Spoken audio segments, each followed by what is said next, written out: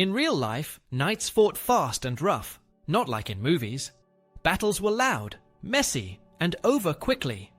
There were no long sword duels or perfect moves, just short, brutal fights for survival. Their armor was made to protect and still let them move easily. Each weapon had a purpose, and knights used whatever worked best in the moment. Real medieval combat was about skill, discipline, and staying alive, not showing off. Number 1. The reality of combat. Real medieval battles were nothing like what we see in movies. They were loud, dirty, and completely chaotic. Knights didn't fight in calm one-on-one duels, but in crowded groups where everyone was pushing, shouting, and trying to stay alive. The air was filled with smoke from fires, dust from the ground, and the constant noise of horns, drums, and screams. A knight's helmet limited his vision and hearing, so he depended on his instincts and the movement of his comrades. Every second mattered. One wrong step in the mud, or a stumble over a fallen body, could mean death. Armor helped protect against arrows and sword cuts, but it was still exhausting to wear. After a few minutes of fighting, a knight could barely breathe. The metal heated up quickly under the sun, and sweat made everything slippery. Most of the real fighting happened in short bursts, a few seconds of violent contact, then a pause to catch your breath and reorganize. It wasn't endless swinging like in movies. Every strike had to be careful and purposeful, because energy was precious. Knights fought as part of a team, not as lone heroes. They formed tight lines or small groups so they could protect each other. Commanders used horns or flags to send orders, since shouting was useless in the chaos. The ground itself played a huge role. Mud could trap horses, hills could hide enemies, and rivers or fences could block movement. Good commanders always used terrain to their advantage. Many people think medieval battles were just about killing, but that's not completely true. Capturing enemies was often more profitable than killing them. Knights could demand ransoms from prisoners, especially if the captive came from a rich or noble family. After battles, the scene was horrific. Broken weapons, wounded men crying out, and horses running wild. Victory rarely looked glorious. It looked like survival. The knight who stayed calm, saved his strength, and kept formation usually lived to fight another day. Number 2. The real use of the sword. When people think of knights, they usually imagine them swinging swords in long, flashy duels. In real life, it wasn't like that at all. The sword was a useful weapon, but it wasn't the main one knights relied on in serious battles. It was more of a sidearm, something a knight used when his lance broke, or when he lost his main weapon. Against heavy armor, a sword couldn't simply cut through steel. Instead, knights had to fight smart. They used the point of the sword to stab into the weak spots in armor, like under the arm, behind the knee, or through the small gaps near the neck. A skilled knight often held his sword differently than what movies show. Sometimes he gripped the blade with one hand near the middle to control it better. This gave him more accuracy to drive the tip into joints or open spots. The edge was still sharp, but the goal wasn't to slash. It was to aim and push with power. If the fight got too close, knights used their swords more like tools than blades. They hit with the pommel, pushed with the crossguard, or even tripped their opponent. Many fights turned into wrestling matches, where a sword was just one part of the struggle. When knights fought soldiers with little or no armor, the sword became more dangerous. A clean cut could slice through leather or cloth easily. In those cases, the edge mattered more, and fast slashing attacks worked well. On horseback, the sword was often used after the first charge. Once the lance shattered, a knight drew his sword to strike from above, aiming at faces, shoulders, or backs of retreating enemies. The sword was also a symbol of rank and pride. Every knight carried one, often finely made and well balanced. It was a personal weapon, always ready when things got chaotic. Even though it wasn't always the most powerful weapon on the battlefield, it was the most reliable one. Light enough to move quickly, strong enough to defend, and versatile enough to save a knight's life when everything else failed. Number 3. Blunt force was king. In real medieval fighting, the weapons that crushed and punched through protection mattered more than the ones that looked elegant on screen. Armor kept improving through the Middle Ages, and by the time plate armor spread, a clean sword cut did very little against a well-dressed knight. What still worked was shock. A heavy hit could rattle the brain, break bones, or warp metal so joints jammed and movement stopped. That is why maces, warhammers, and poleaxes were so common in serious combat. A flanged mace focused weight into a few ridges that bit into steel and pushed force straight into the body beneath. A warhammer often had a flat face on one side and a beak on the other. The flat face caved in plates. The beak punched into weak spots and stuck like an ice pick. The poleaxe was the most complete tool for armored duels on foot. It combined an axe blade, a hammerhead, and a top spike on a sturdy haft. A knight used the blade to chop at arms and legs, the hammer to batter helmets and breastplates, and the spike to thrust into gaps at the throat or under the arms. The same haft let him hook, trip, and throw.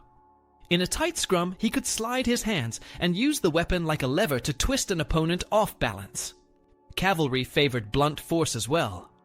After the first lance impact, a rider often drew a mace because it delivered power from the saddle with simple swings and did not risk the blade catching and twisting the wrist.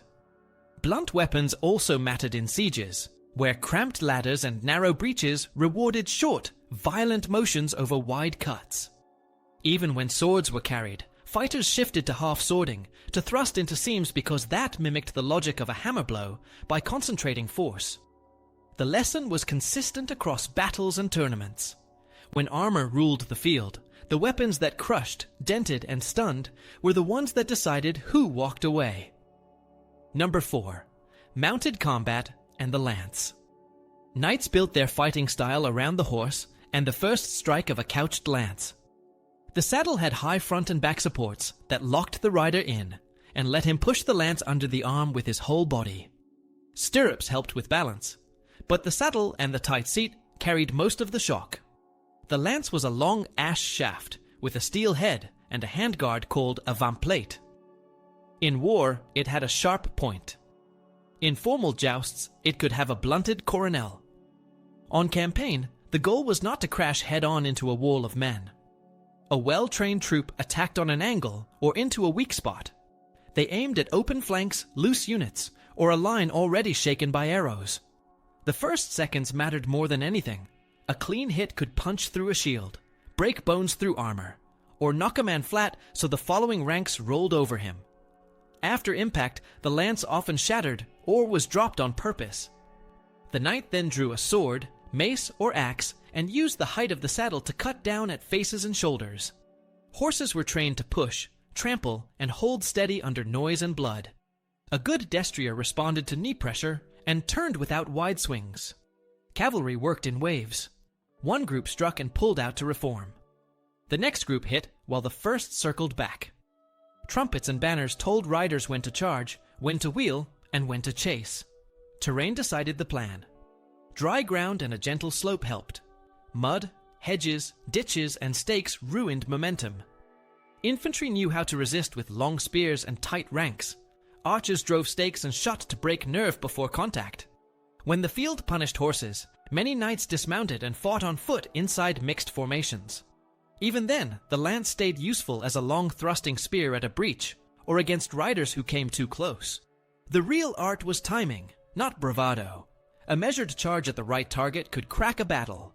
A rushed one only fed men and horses into a trap. Number 5. Training, strategy, and survival. Knights didn't become skilled overnight. Their training started at a young age, long before they ever saw real combat. As children, they were taught how to ride horses, use basic weapons, and stay disciplined. They practiced hitting wooden posts called pels over and over to build strength and accuracy. They also learned how to fight in armor, which took a lot of practice to move in smoothly without getting tired too quickly. Physical training was constant. They ran, lifted weights, and rode daily to build endurance. But just being strong wasn't enough. A knight had to stay calm and think clearly in battle. Horse training was another major part of their life. A good knight needed a well-trained warhorse that could stay steady even during chaos. The horse had to move exactly when the rider wanted, turning quickly, charging, or stopping instantly. This bond between knight and horse was built over years. Knights also learned to take care of their armor and weapons. They cleaned and oiled their gear every day to keep it from rusting or breaking. A broken strap or loose piece of armor could easily cost a life in battle. Strategy mattered just as much as skill. Knights fought as part of a large, organized army. They followed orders from commanders who planned where and when to attack. Before a fight, leaders studied the terrain, hills, rivers, and roads to find the best position. Cavalry was used to break enemy lines or chase down retreating soldiers. Infantry and archers worked together with knights to control the field. Communication was done with horns, drums, or banners because shouting was useless in the noise. Survival on the battlefield depended on discipline and awareness. Knights learned to stay with their group, protect their allies, and never charge alone. They also managed their energy carefully. Fighting in armor was exhausting, so experienced knights took short pauses to breathe and drink water whenever they could. They knew that heat, dehydration, and fatigue could be just as deadly as an enemy's weapon. After battles, survival meant more than just winning. Wounded knights had to clean and bandage injuries quickly to avoid infection. They checked their armor, fixed what was damaged, and prepared for the next fight. Every knight understood that victory wasn't only about strength or bravery. It was about endurance, teamwork, and smart preparation. Those who stayed disciplined, kept their equipment ready, and worked together had the best chance to live through the brutal reality of medieval war. Number 6. What movies always get wrong. Most people imagine knights fighting the way movies show them. Long duels, shiny armor, and swords slicing cleanly through steel. In reality, battles looked completely different. Fights were fast, brutal, and ended in seconds, not minutes. Knights didn't waste time trading fancy sword swings. They aimed for quick, effective moves that could disable their opponent before they got tired. A real battlefield was crowded and chaotic, with hundreds of men shouting and pushing in every direction. There wasn't much space to move, so most combat happened up close, sometimes with weapons, sometimes by grappling and wrestling. Armor didn't make knights slow or clumsy. Well-made plate armor was designed to move with the body. Knights could run, roll, and even climb in it. What really slowed them down was exhaustion. The armor was heavy and hot, and after a few minutes of hard fighting, most knights had to stop and catch their breath. That's why real combat came in short bursts, a few moments of intense action followed by rest or regrouping. Movies also make swords look far more powerful than they were. A sword couldn't slice through full plate armor. It could break bones or crush a helmet if used with enough force, but most knights used their swords to thrust into weak spots instead of swinging wildly. They targeted the armpits, neck, and joints, anywhere the armor was thinner. For breaking armor, they often preferred maces, hammers, or poleaxes. These weapons didn't need sharp edges. They worked through impact, crushing whatever was underneath. Cavalry charges in films are another thing that's often wrong. Knights didn't gallop straight into walls of spears like we see on screen. That would have killed both the horse and the rider. Real charges were carefully planned. They targeted open areas or flanks where the enemy was already shaken. When the ground was too muddy or full of obstacles, many knights fought on foot instead. They adapted to whatever the situation demanded. And the biggest myth of all is the idea of constant honor and glory. In truth, battles were business. Knights fought for land, ransom, or payment. Capturing an enemy was often better than killing him because prisoners could be ransomed for money. The end of a battle wasn't clean or noble either. The field was full of wounded men, broken armor, and fallen horses. Real victory didn't look heroic. It looked like exhaustion, survival, and the relief of still being alive. Knights were not movie heroes. They were trained professionals trying to stay alive in a world where one mistake could end everything.